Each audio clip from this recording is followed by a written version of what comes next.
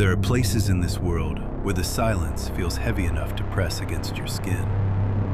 The Alaskan backcountry is one of them. Vast, remote, completely indifferent to whether you live or die. Every year, thousands of people disappear into America's wilderness. Most come back. Some don't. I drove into the Chugach National Forest convinced I was ready for anything. I wasn't.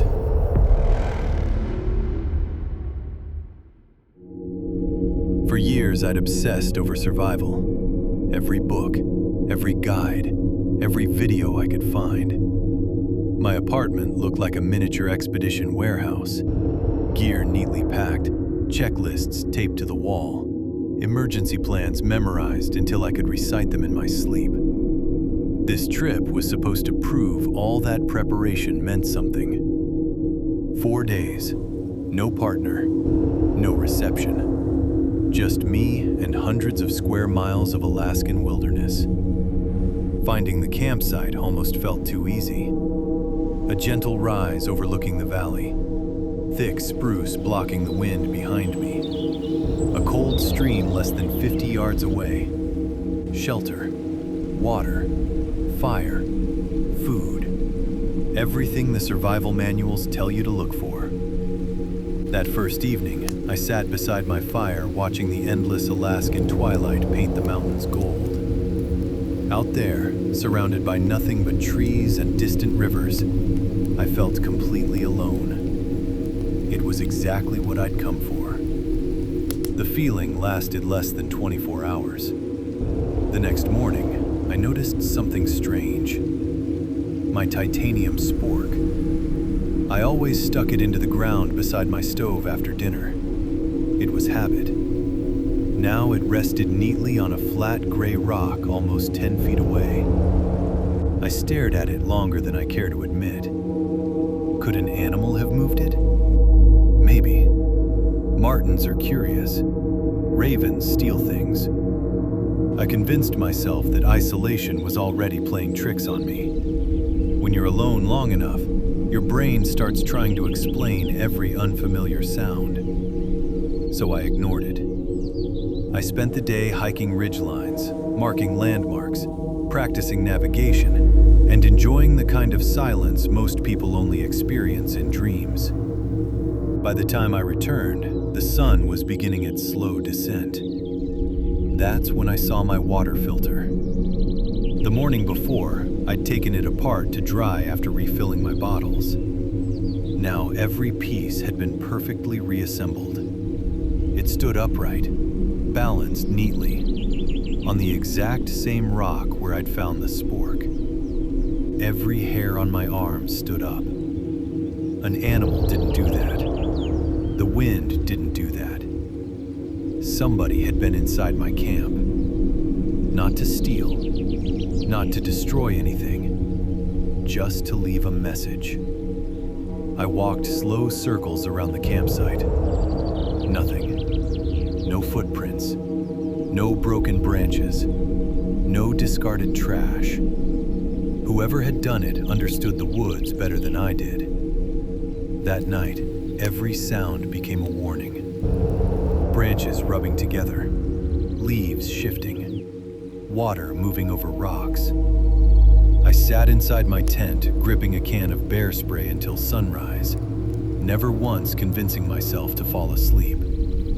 By dawn, I'd already made my decision. I was leaving. I stuffed equipment into my backpack as quickly as I could, constantly checking the trees around me. Maybe it was another camper. Maybe somebody thought this was funny. But deep down, I already knew. This wasn't a joke. This was personal. As I tightened the final strap on my backpack, something caught my eye. A small carving had been wedged into the bark of a birch tree overlooking my campsite. I walked closer. It was a bird, a tiny wooden wren.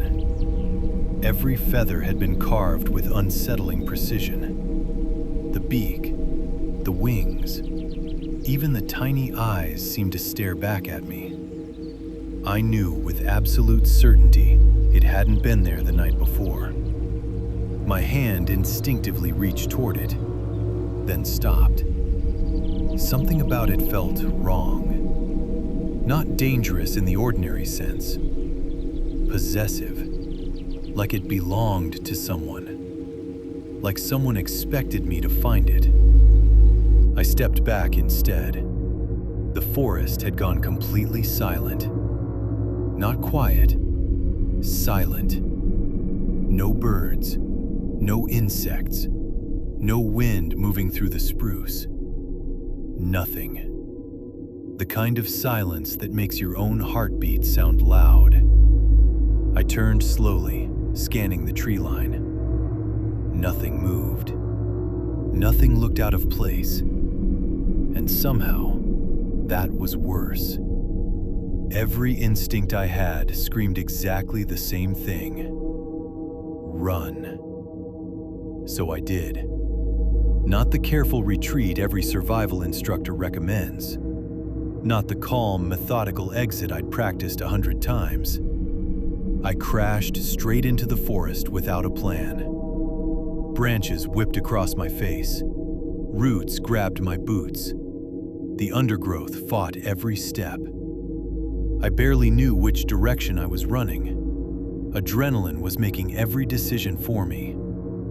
Then my foot caught a buried root. 1 second I was sprinting. The next, I was tumbling down a muddy embankment. I slammed into freezing water hard enough to knock the air from my lungs. The creek stole every ounce of warmth from my body in seconds. When I finally dragged myself onto the rocks, shaking uncontrollably, panic gave way to something far more practical. Hypothermia. If I didn't get dry, I wasn't going to need a killer to finish me off. A shallow rock overhang nearby offered just enough shelter from the wind. My fingers barely worked as I dug through my pack. Waterproof matches, cotton balls soaked in petroleum jelly. The first match snapped. The second blew out. The third finally caught, a tiny orange flame. I fed it bark, then twigs, then thicker branches. Slowly the fire came alive. Warmth spread through my hands again. My breathing settled. For the first time since leaving camp, I felt like I might survive. Then I remembered something every outdoorsman knows. Fire doesn't just keep you alive. It tells everyone exactly where you are. That's when I heard the voice. Calm, almost friendly. That's a good fire. You'll live. My blood froze. I looked across the narrow creek. About 30 feet away stood an older man. Thin, wiry. His weathered face looked like it had been carved from the same trees surrounding us. He wore old outdoor clothing, faded by years in the wilderness. No rifle, just a hunting knife hanging quietly from his belt. And he was smiling. Not the smile of someone happy to find another person. The smile of someone studying something that already belonged to him. He didn't move. He didn't speak again. He simply watched me and smiled. It was the most terrifying thing I had ever seen. There was no anger in his face, no urgency, just calm, patient interest. The way a craftsman might study a project before deciding where to make the next cut. He took one slow step into the creek. Water folded around his boot. Everything I'd read, everything I'd practiced, vanished from my mind. This wasn't a bear. It wasn't weather. It wasn't the wilderness. It was a man who used the wilderness as his hunting ground. And I was the game. He took another step. I reached down and grabbed the largest rock I could lift. I didn't throw it at him. I threw it upstream into a deep pool. The splash cracked through the silence. For 1 second, his eyes flicked toward the sound. That was all I needed. I scrambled up the slick rocks behind me, clawing at mud and roots. Then I ran. I didn't look back. I ran until my lungs burned and my legs stopped obeying me. And when I couldn't run anymore, I crawled. I don't know how long I kept moving. Hours, maybe most of the night. I followed the creek downstream because it had to lead somewhere. Eventually, I found a worn fishing trail.